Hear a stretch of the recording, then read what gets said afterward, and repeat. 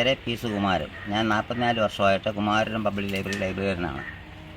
44 വർഷമായിട്ട് വീടുകളിൽ പുസ്തകം എത്തിച്ചു കൊടുക്കുന്നുണ്ട്. കാരനടായി നടന്ന് 6 കിലോമീറ്റർ അങ്ങോട്ടും 6 കിലോമീറ്റർ ഇങ്ങോട്ടും നടന്ന് 12 കിലോമീറ്റർ നടന്നാണ് പുസ്തകം കൊടുക്കുന്നത്.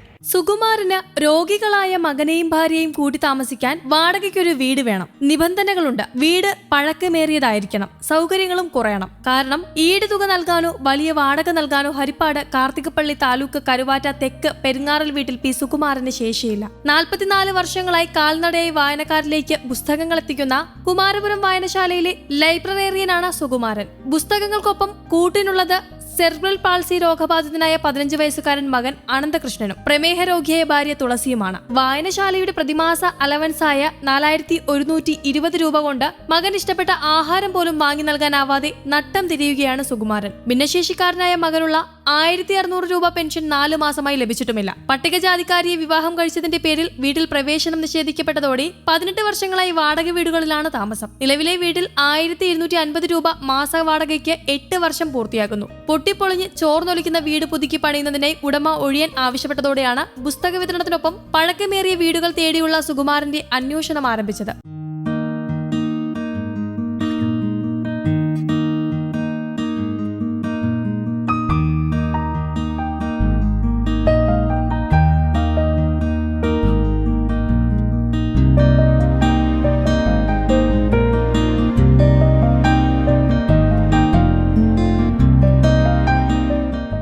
വായനശാലയുടെ വരുമാനം വർദ്ധിപ്പിക്കുന്നതിന് കമ്മിറ്റിയുടെ ആവശ്യപ്രകാരമാണ് സുകുമാരൻ പുസ്തകങ്ങൾ തൂക്കി വീടുകളിലേക്ക് യാത്ര തിരിച്ചത്. വായനശാലയ്ക്ക് സമീപത്തെ 4 വാർഡുകളിലെ 107 വീടുകളിൽ 44 വർഷങ്ങളായി പുസ്തകങ്ങൾ എത്തിക്കുന്നു.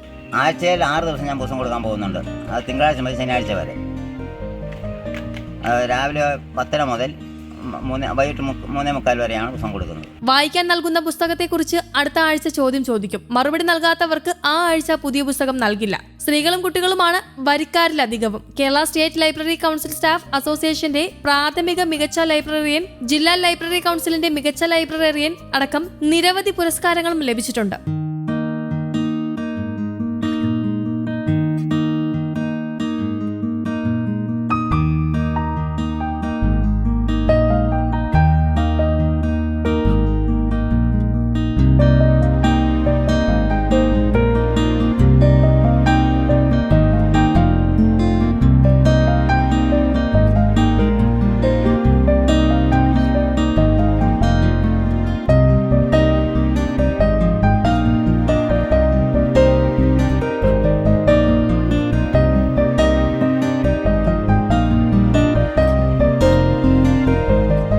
News desk, Kerala Kaumudi.